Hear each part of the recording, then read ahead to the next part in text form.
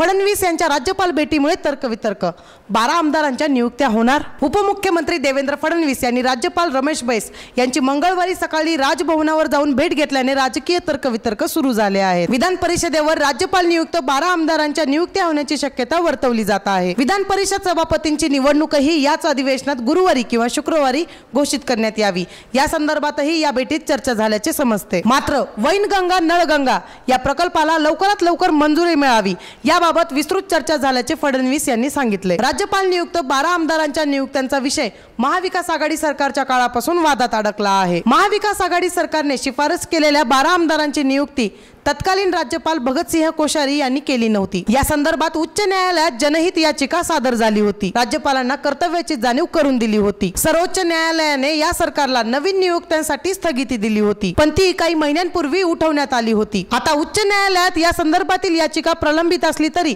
नियुक्त्यांसाठी स्थगिती नाही। विधान परिषद सभापतींचे पदही 2 वर्षांपासून रिक्त असून याच अधिवेशनात निवडणूक घेण्याचे सरकारने ठरवले आहे। त्यामुळे 12 आमदार नियुक्त्या आणि सभापती निवडणुकी संदर्भातही राज्यपाल भेटीत चर्चा झाल्याची शक्यता असल्याचे सूत्रांनी नमूद केले आहे। दरम्यान विधान परिषद सभापतींची निवडणूक याच अधिवेशनात व्हावी अशी मागणी महाविकास आघाडीच्या शिष्टमंडळाने राज्यपाल रमेश बैस यांची भेट घेऊन केली, असे विरोधी पक्षनेते अंबादास दानवे यांनी सांगितले।